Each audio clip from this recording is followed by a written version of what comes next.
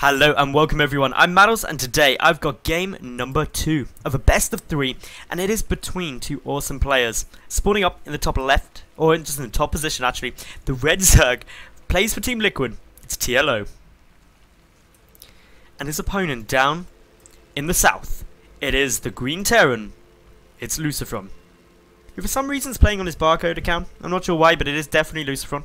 Now, game number 1 was awesome, we saw TLO basically just play straight up and standard. He didn't do anything, I don't want to say he didn't do anything impressive, because he did. He did lots of impressive stuff, he defended amazingly with just the right amount of stuff, macroed up well, etc. But what I mean is he didn't do anything crazy like, oh my god, that was so good, that won him the game, sort of thing. It wasn't, to put it in another sporting environment, it wasn't like a basketball game where he took a shot from half court at the final buzzer and won by a point. It wasn't something like that. It was just straight up play. He hit all of his passes. He made sure that he did everything straight up, solid, and was just controlled.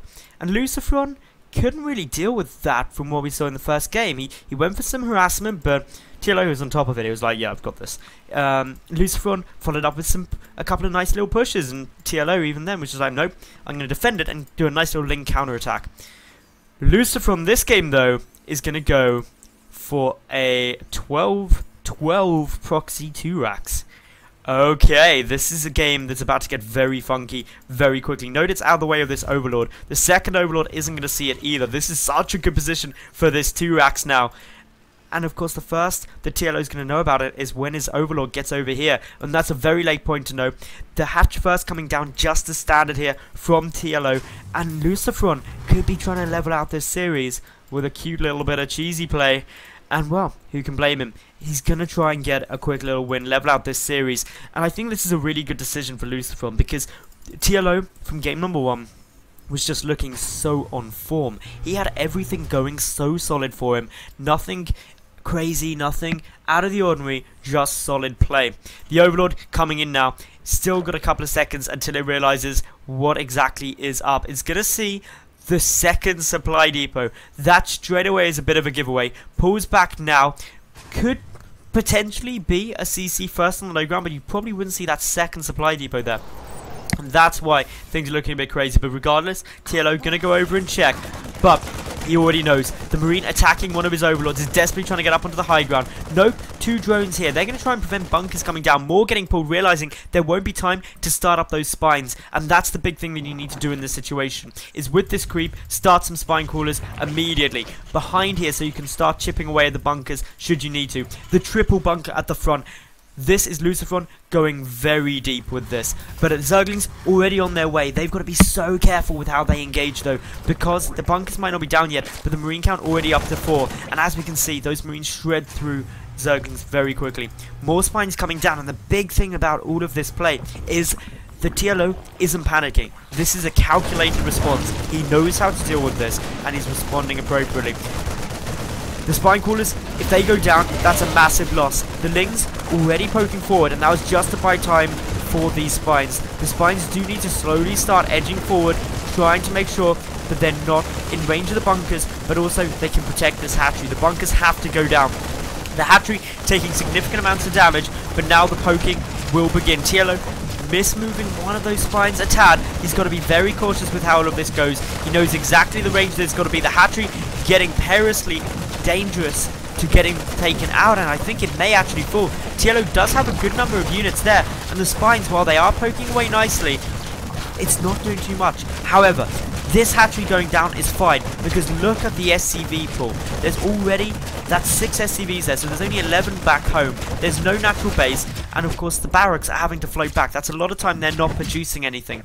So add in the fact that a considerable amount of minerals are being spent trying to repair up these bunkers, and TLO can just wait now. He's not got the biggest rush in the world, and this is such a smart play, taking out the ice, blocking the second exit out of the natural. This will allow TLO to potentially counterattack. There's a bunker and those 2 barracks landing though, so there will be a wall off there, probably well before we see TLO be able to escape out. But what it will allow him to do is get around the back of these bunkers and take out those SCVs that are trying to repair them up. So that could be some really nice play. Unfortunately, creep is starting to recede, but that's why we've got a queen coming through. A creep team is going to come down. and that'll just buy a bit more time for everything to come out there. A few more seconds though until that creep tumor is done, and the Marines being very brave pushing forward. That one spine crawler incredibly low on HP though, and that's why it's being so cautious and running back. So Lucifron has done a good amount of damage here. The Queen is going to be able to keep that creep tumor alive. That's what Lucifron wanted to snipe off, but all looking good for the moment. Back at home, we see Lucifron has got his natural command center, hasn't floated it down yet, but it's the Lings that have made their way out that could be the problem. Adding the Baneling nest as well, and still no natural base for TLO, and things are looking a little bit awkward.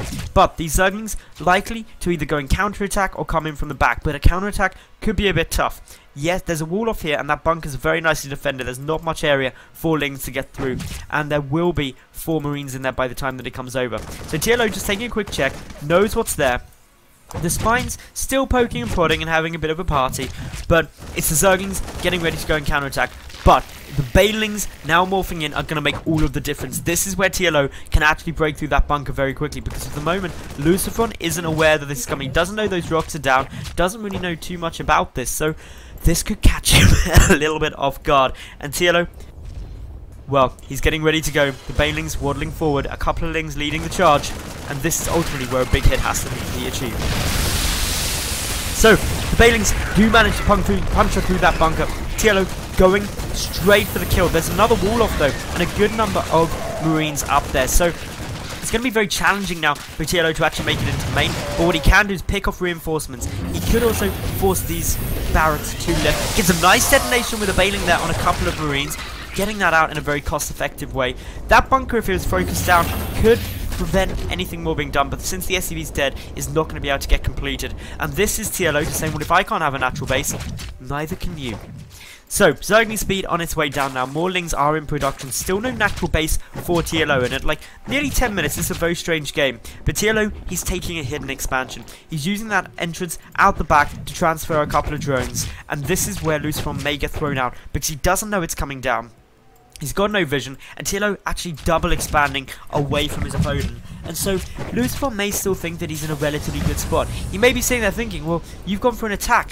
It's unlikely that you've got much of an option to do too much else in terms of aggression after this. I'm just going to keep holding. Now, bunker is going to try and go down. It was completed, but the Banelings get a good detonation. A few more Marines picked apart, but reinforcements still steadily coming through. A factory on its way. Lucifron still trying to hold.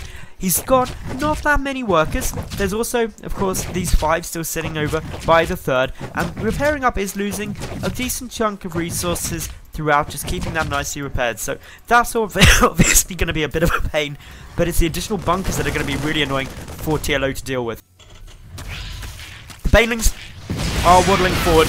Don't really want to detonate on building bunkers if it can be avoided, but it's all about making sure that Lucifron can't take his natural base, which Lucifron isn't too concerned about doing for the moment, because he doesn't think that TLO's actually got any expansion of his own. So he's like, well, TLO's on one base, I'm on one base, that favours me. But unfortunately, the mules are quickly mining out this main base, and so the longer this goes on, definitely the worse it starts getting for Lucifron. TLO, with these 2 additional bases, has not only increased production, but the additional production and the additional income from that, drones getting made absolutely everywhere.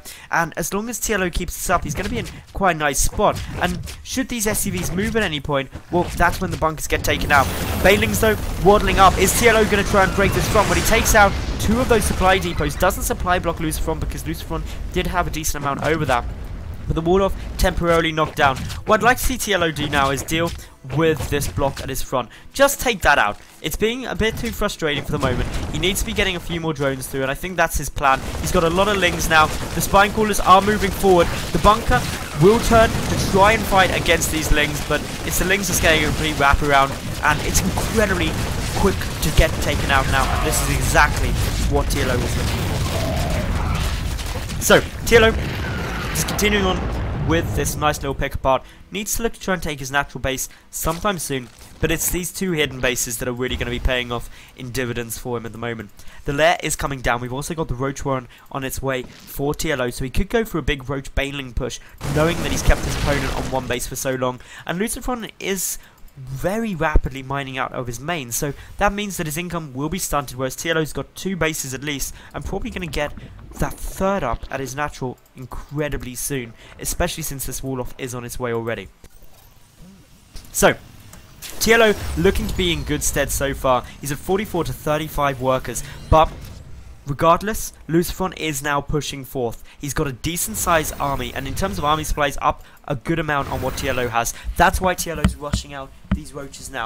He needs them, and he needs them pronto, because he's got to be able to try and defend this push. Yes, there's spines coming down. Yes, there's a decent number of lings, but no banelings have been morphed through. This is really the first indicator that TLO gets that the pressure is going to be knocking at his door, and is he going to be able to get out enough in time?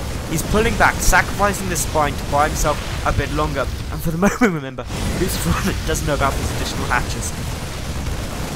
So, TLO now waiting for the roaches just to aid in this defense. There's no medevacs with the army. He could have done with a couple of banelings, he doesn't yet have any. The Queen gets taken down. Attacking on this choke is really the worst place that TLO could attack. The Hellions can roast up those Zerglings very quickly, but it's the roaches from the back that are dealing so much. And with the roaches coming from the back, Lucifron knows too that there are those additional bases. But he probably isn't in a position to GG out quite yet, even though he's just lost from a big push. And he knows that TLO's got at least 1 additional base. He doesn't know how many there are. He just took a scan and saw, okay, there's nothing in the back, so it must be somewhere else.